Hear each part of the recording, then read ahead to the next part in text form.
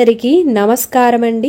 ఈరోజు మన వీడియోలో హనుమాన్ జయంతి రోజున పూజ ఏ విధంగా చేసుకోవాలి, అలాగే నైవేద్యం ఏం పెట్టాలి, వాటన్నిటిని గురించి కూడా క్లియర్గా తెలుసుకుందాము.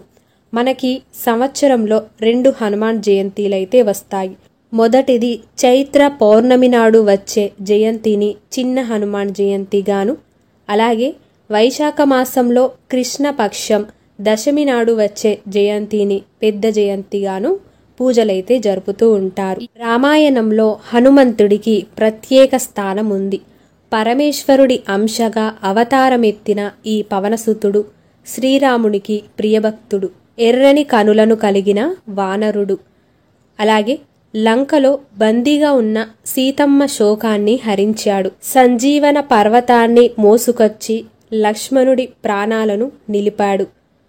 హనుమంతుని నామాలు ప్రయాణం చేసే ముందు, అలాగే నిద్రపోయే ముందు స్మరించిన వారికి మృత్యుజయ భయం ఉండదు. హనుమంతుణ్ణి ఆకట్టుకోవాలనుకుంటే ముందుగా రాముడిని ఆరాధించాలి. ఈరోజు పూజా విధానం తెలుసుకున్నట్లయితే తెల్లవారుజామునే లేచి ఇల్లంతా కూడా శుభ్రం చేసుకొని, మన మెయిన్ ఎంట్రన్స్ దగ్గర శుభ్రంగా చేసుకొని, అలాగే తలార స్నానం చేసి పూజా గదిని కూడా శుభ్రం చేసుకొని సపరేట్గా పెట్టి పూజ చేయాలనుకుంటే ఒక పీఠాన్ని ఏర్పాటు చేసుకోవాలి. లేదు పూజా గదిలో చేసుకునే వాళ్ళైతే అక్కడే ఫోటో దగ్గరే పూజ చేసుకోవచ్చు. ముందుగా పీఠాన్ని వేసుకొని దానిపైన కొంచెం పసుపు వేసి అలుకులాగా చల్లి దానిపైన ఆరెంజ్ కలర్ లేదంటే రెడ్ కలర్ క్లాత్ని పరుచుకోవాలి. హనుమంతుడికి రెడ్ కానీ ఆరెంజ్ కలర్ కానీ చాలా ఇష్టం. ఇంట్లో ఫోటో ఉన్నట్లయితే ఫోటోని పెట్టుకొని గంధం కుంకుమ బొట్లతో అలంకరించుకొని, అలాగే చక్కటి పూలమాలను కూడా వేసుకొని ఫోటో ముందు పద్మ ముగ్గు వేసుకోవాలి. ఆ తర్వాత 2 దీపపు కుందులను పెట్టుకోవాలి. ఈ దీపపు కుందుల్లో నువ్వుల నూనె కానీ నెయ్యి కానీ కొబ్బరి నూనె కానీ వేసి దీపాన్ని వెలిగించాలి. అలాగే మనం ఏం పూజ చేస్తున్నా వినాయకుడికి పూజ చేయాలి కాబట్టి వినాయకుడి విగ్రహం ఉంటే వినాయకుడి విగ్రహాన్ని, వినాయకుడి విగ్రహం లేనట్లయితే పసుపు గణపతి అయినా కూడా చేసుకొని పెట్టుకోవచ్చు.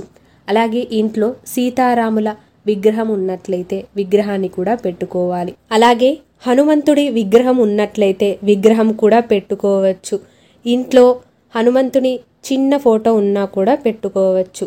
సీతారాముల ఫోటో లేనట్లయితే వెంకటేశ్వర స్వామి, లక్ష్మీదేవి ఫోటో అయినా పెట్టుకొని కూడా చేసుకోవచ్చు. ఇప్పుడు ఒక 2 తమలపాకులను వేసి ఆ తమలపాకుల పైన దీపపు కుందులను ఏర్పాటు చేసుకోవాలి. అలాగే దీపాలలో నూనె వేసి దీపాలను ఏకహారతితో గాని అగరబత్తితో గాని వెలిగించాలి. మనం ఏం పూజ అంటే వ్రతాలు చేస్తున్నా మంగళహారతి మాత్రం పెట్టడం మర్చిపోకూడదు. అలానే దీపాలను వెలిగించిన తర్వాత గంధం కుంకుమ బొట్లను దీపాలకైతే తప్పనిసరిగా పెట్టాలి. అలాగే చిన్న కలశం చెంబును కూడా ఏర్పాటు చేసుకోవాలి. ఈ కలశంలో గంధం, పసుపు, కుంకుమ, అక్షంతలు, కొన్ని పువ్వులు, అలాగే ఒక తమలపాకును కూడా వేసుకోవాలి. అలాగే ఈ కలశం చెంబుకి ఒక కంకణాన్ని కూడా ఒక మామిడాకును కట్టి ఏర్పాటు చేసుకొని కలశానికి ఏర్పాటు చేసుకోవాలి. అలాగే బొట్టు కూడా పెట్టాలి. ఇప్పుడు నైవేద్యాలను కూడా ఏర్పాటు చేసుకోవాలి. చలిమిడి, వడపప్పు, పానకం అంటే సీతారాములకి చాలా ఇష్టం. అలాగే హనుమంతుడికి కూడా చాలా ఇష్టం. ఈరోజు ప్రత్యేకంగా నైవేద్యంగా అరటి పండ్లనైతే పెట్టాలి. 5 గాని 9 గాని 11 అరటి పండ్లు పెట్టాలి. అలాగే సింధూరాన్ని కూడా హనుమాన్ పూజలో తప్పనిసరిగా ఏర్పాటు చేసుకోవాలి.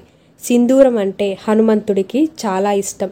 ఈరోజు హనుమంతుడికి సింధూరంతో గాని, అలాగే సింధూరం కలిపిన అక్షంతలతో గాని పూజ చేసినట్లయితే చాలా మంచిది. ఆచమనీయం చేసుకోవడానికి ఒక చిన్న గ్లాస్, అందులో నీళ్లను కూడా ఏర్పాటు చేసుకోవాలి.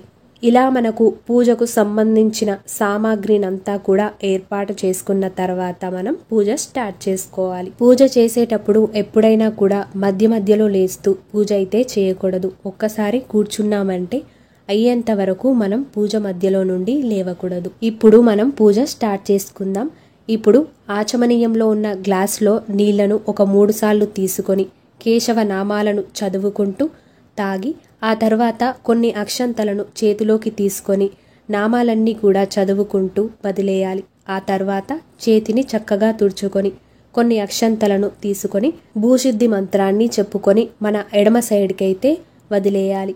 ఆ తర్వాత ప్రాణాయామ మంత్రాన్ని కూడా చదువుకోవాలి. ఇప్పుడు కొన్ని అక్షంతలను తీసుకొని సంకల్పాన్ని చెప్పుకోవాలి.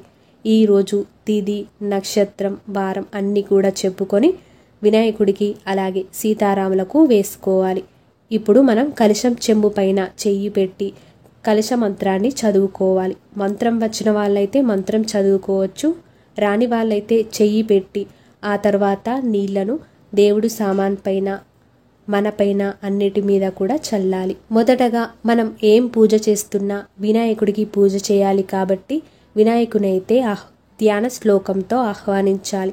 ఆ తర్వాత కలశపు చెంబులో ఉన్న నీళ్లను తమలపాకుతో చూపెట్టి పాదయో పాద్యం సమర్పయామి, హస్తయో ఆర్ఘ్యం సమర్పయామి, ముఖే ఆచమనీయం సమర్పయామి అనుకుంటూ స్నానం సమర్పయామి అనుకుంటూ ఒక 5 సార్లు తమలపాకుతో చూపెట్టి పక్కన ప్లేట్లో వదిలేశాక తిలకం సమర్పయామి, గంధం లేపయామి, కుంకుమ సమర్పయామి, ఇలా ఒకదాని తర్వాత ఒకటి అన్నిటినీ కూడా సమర్పించాలి. పుష్పం సమర్పయామి అన్నప్పుడు పువ్వులను కూడా సమర్పించాలి.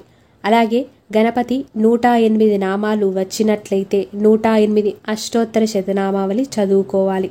రాని వాళ్ళైతే ఓం గం గణపతియే నమః అనే మంత్రాన్ని 108 సార్లు చదువుకోవాలి. ఇలా చదివేటప్పుడు పువ్వులు కానీ అక్షంతలు కానీ పసుపు కుంకుమ వీటన్నిటిని కూడా వేసుకుంటూ చదువుకోవాలి. ఆ తర్వాత ధూపం సమర్పయామి, దీపం సమర్పయామి అనుకుంటూ దీప ధూపాలను చూపెట్టి నైవేద్యం సమర్పయామి అనుకుంటూ స్వామివారికి నైవేద్యాన్ని కూడా సమర్పించాలి. ఈ నైవేద్యం చుట్టూ కూడా కలశపు చెంబులో ఉన్న నీళ్లను చూపెట్టి 5 సార్లు వినాయకుడికైతే చూపెట్టాలి. ఆ తర్వాత మంగళహారతి పాట పాడుతూ వినాయకుడికి మంగళహారతిని అయితే సమర్పించాలి. ఈ మంగళహారతి చుట్టూ కూడా నీళ్లను తిప్పి స్వామివారికి చూపెట్టి మనం కూడా తీసుకోవాలి. కర్పూర హారతిని వెలిగించి స్వామివారికి కర్పూర హారతిని గంట కొడుతూ చూపెట్టి ఈ ప్లేట్ చుట్టూ కూడా నీళ్లను తిప్పి వినాయకుడికి చూపెట్టి మనం కూడా తీసుకోవాలి. వినాయకుడికి తాంబూలం సమర్పయామి అనుకుంటూ కొన్ని అక్షంతలను వినాయకుడి దగ్గర వేయాలి. అలాగే పుష్పం కొన్ని అక్షంతలను తీసుకొని మంత్రపుష్పం సమర్పయామి అనుకుంటూ మంత్రపుష్పాన్ని కూడా సమర్పించుకోవాలి. 16 షోడోపచారాలైతే చెయ్యాలి. పూజ అయిన తర్వాత వినాయకుడినైతే కదిలించుకోవచ్చు. కదిలించేటప్పుడు కుడివైపుకు 3 సార్లు కదిపి యథాస్థానంలో అయితే పెట్టుకోవాలి. హనుమాన్ జయంతి రోజున హనుమాన్ పూజకి ముందు సీతారాములకు పూజ చేసిన తర్వాతనే హనుమంతుడికి చేయాలి. అప్పుడైతేనే హనుమంతుడు వస్తాడు. శ్రీరామ నామం ఎక్కడైతే వినబడుతుందో అక్కడికే హనుమంతుడు వస్తాడు. శ్రీరాముడి ధ్యాన శ్లోకాన్ని చదువుతూ కొన్ని అక్షంతలు శ్రీరాముడి దగ్గర వేసి ఆవాహయామి అనుకుంటూ ఆహ్వానించాలి. ఆ తరువాత కలశపు చెంబులో ఉన్న నీళ్లను పాదయో పాద్యం సమర్పయామి, హస్తయో ఆర్ఘ్యం సమర్పయామి, స్నానం సమర్పయామి, శుద్ధోదక స్నానం సమర్పయామి అని కలశపు చెంబులో ఉన్న తమలపాకుతో నీళ్లను చూపెట్టి పక్కన ప్లేట్లో అయితే వదిలేయాలి.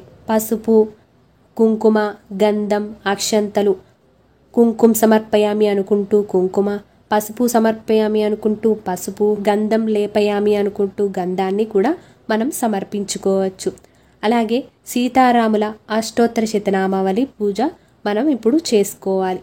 పూలతో కానీ పసుపుతో కానీ గంధంతో కానీ అక్షంతలతో కానీ మనం చేసుకోవచ్చు. మొదటగా రాముని అష్టోత్తర శతనామావళి చదివిన తర్వాత సీతమ్మ తల్లి అష్టోత్తర శతనామావళి అయితే చదువుకోవాలి. అలాగే శ్రీరామ రక్షా స్తోత్రం వచ్చినట్లయితే ఆ స్తోత్రాన్ని చదువుకోవడం చాలా మంచిది. ఆ తర్వాత మనం ఆంజనేయ స్వామిని కూడా ఆహ్వానించాలి. ఆంజనేయ స్వామికి కూడా ధ్యాన శ్లోకంతో అక్షంతలను వేసి పాదయో పాద్యం సమర్పయామి, హస్తయో ఆర్ఘ్యం సమర్పయామి, స్నానం సమర్పయామి, శుద్ధోదక స్నానం సమర్పయామి అనుకుంటూ కలశపు చెంబులో ఉన్న నీళ్లను తమలపాకుతో చూపెట్టి పక్కన ప్లేట్లో అయితే వదిలేసుకోవాలి. ఆ తర్వాత కుంకుమ పసుపు గంధం అక్షంతలు పువ్వులు ఇలా ఒకదాని తర్వాత ఒకటి స్వామివారికైతే సమర్పించుకోవాలి. అష్టోత్తర శతనామావళి పూజ చేసేటప్పుడు సింధూరంతో చేసినట్లయితే చాలా మంచిది. లేదంటే తెల్ల అక్షంతలలో కొంత సింధూరాన్ని వేసి సింధూరపు అక్షంతలను తయారు చేసి ఆ అక్షంతలతో పూజ చేసినా కూడా చాలా మంచిది. ఈరోజు హనుమాన్ చాలీసా, హనుమాన్ దండకం ఇలా చదివినట్లయితే చాలా మంచిది. అలాగే సుందరకాండ పారాయణం ఈ హనుమాన్ జయంతి రోజున చేసినట్లయితే మంచి ఫలితాలనైతే మనం పొందగలుగుతాము. అలాగే ఈరోజు హనుమానికి తప్పకుండా తమలపాకుల మాలైతే వేయాలి. ఈ తమలపాకుల మాలని 5 గాని 9 గాని 11 గాని 51 గాని 101 గాని 108 గాని ఇలా మాలలాగా తయారు చేసి ఆ మాల ఒక్కొక్క ఆకు మీద శ్రీరామ అని సింధూరంతో రాసి ఈ సింధూరంలో కొంత నువ్వుల నూనెను వేసి కలిపి చేయి వేలుతో గాని లేదంటే పుల్లతో గాని శ్రీరామ అని రాసి హనుమాన్ మెడలో వేసినట్లయితే చాలా మంచిది. మనకి అనారోగ్య సమస్యలున్నా, ఉద్యోగ బాధలున్నా, ఎలాంటి సమస్యలున్నా, శత్రు భయాలున్నా వాటన్నిటి నుండి కూడా మనం బయటపడగలుగుతాము. మరి ఈ తమలపాకు మాలను ఎలా తయారు చేయాలి అన్నది సపరేట్గా వీడియో అనేది చేశాను. డిస్క్రిప్షన్లో లింక్ అనేది ఇస్తాను. తెలియని వాళ్ళుంటే తెలుసుకొని చేసుకోవచ్చు. అష్టోత్తర శతనామావళి పూజ అయిపోయిన తర్వాత ధూపాన్ని చూపెట్టి దీపాన్ని కూడా చూపెట్టి మంగళహారతిని అయితే సమర్పించాలి. మంగళహారతి సమర్పించేటప్పుడు హనుమంతుని పాట గాని మంత్రం గాని పాడుకుంటూ ఇవ్వాలి. ఆ తరువాత మంగళహారతి చుట్టూ కూడా నీళ్లను తిప్పి స్వామివారికి చూపెట్టి మనం కూడా తీసుకోవాలి. ఆ తరువాత ఒక కొబ్బరికాయను తీసుకొని మనకున్న కష్టాలు బాధలు అన్నిటినీ కూడా చెప్పుకొని స్వామివారికి కొబ్బరికాయనైతే సమర్పించాలి. ఈ కొబ్బరికాయని పటాల దగ్గర పెట్టి బెల్లం గాని చక్కెర గాని తేనె గాని వేసుకోవాలి. ఇప్పుడు నైవేద్యం సమర్పయామి అనుకుంటూ తమలపాకుతో నీళ్లను నైవేద్యం చుట్టూ కూడా తిప్పి మనం సీతారాములకు అలాగే ఆంజనేయ స్వామికి అందరికి కూడా నైవేద్యం అని సమర్పించాలి. ఆ తరువాత కర్పూర హారతితో గంట కొడుతూ కర్పూర హారతిని కూడా సమర్పించాలి. ఇప్పుడు ఈ ప్లేట్ చుట్టూ కూడా నీళ్లను తిప్పి స్వామివారికి చూపెట్టి మనం తీసుకొని ఇంట్లో అందరికి కూడా చూపెట్టాలి. ఆ తరువాత శ్రీ సీతారాములకు అలాగే ఆంజనేయ స్వామికి తాంబూలం సమర్పయామి అనుకుంటూ 2 తమలపాకులను పోక ఖర్జూర సమర్పించాలి. ఒక పువ్వు కొన్ని అక్షంతలను చేతిలోకి తీసుకొని మంత్రపుష్పం సమర్పయామి అనుకుంటూ స్వామివారి పాదాల దగ్గర వేసుకోవాలి. అలాగే కొన్ని అక్షంతలను తీసుకొని పూజలో ఏవైనా పొరపాట్లుంటే క్షమించమని శ్రీ సీతారాములకు అలాగే ఆంజనేయ స్వామికి మనస్ఫూర్తిగా కోరుకొని ఆత్మ ప్రదక్షిణ చేసుకొని క్షమామంత్రాన్ని చెప్పుకొని స్వామివారి పాదాల దగ్గర అక్షంతలను వేసుకోవాలి. ఇంతటితో పూజ పూర్తయిపోయినట్టే. హనుమాన్ జయంతి రోజున ఉదయం పూజ చేసుకోవచ్చు, లేదంటే సాయంత్రం వేళలో కూడా పూజ చేసుకోవచ్చు. కానీ పూజ చేసేటప్పుడు భోజనం తిని మాత్రం చేయకూడదు.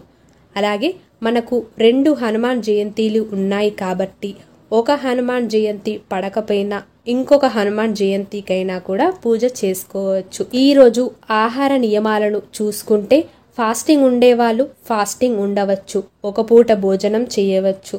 లేదంటే ఆరోగ్యం బాగా లేని వాళ్ళైతే 2 పూటల భోజనమైనా కూడా చేయవచ్చు. మాంసాహారం తినకుండా ఉంటే సరిపోతుంది. ఈరోజు హనుమానికి పూజ చేసిన వాళ్ళు బ్రహ్మచర్యాన్ని పాటిస్తే చాలా మంచిది. అలాగే చాప వేసుకొని ఈ ఒక్కరోజు కింద పడుకోవాలి. ఇలా ఒక రోజు మొత్తం పూజ చేసుకొని రాత్రి ఉన్నట్లయితే ఇంట్లో ఉన్న దుష్ట శక్తులు గాని నెగిటివ్ ఎనర్జీ గాని కనుదృష్టి గాని ఏదున్నా కూడా పోతుంది. అలాగే తెల్లవారుజామున 6 గంటలలో మనం ఫోటోని కదిలించుకోవచ్చు. ఈరోజు ప్రత్యేకంగా సుందరకాండ పారాయణం చేసి హనుమంతునికి తమలపాకుల మాల సమర్పించినట్లయితే చాలా మంచిది. ప్రభుత్వ ఉద్యోగం కోసం ఎదురు చూస్తున్న వాళ్ళకి ఉద్యోగం తప్పకుండా వస్తుంది. ఈ వీడియో మీకు నచ్చినట్లయితే తప్పకుండా మీ యొక్క లైక్తో నాకు సపోర్ట్ని తెలియజేసి మరిన్ని వీడియోస్ కోసం మన ఛానల్ని సబ్స్క్రైబ్ చేసుకొని పక్కన ఉన్న బెల్ ఐకాన్ని కూడా క్లిక్ చేయండి. ధన్యవాదములు.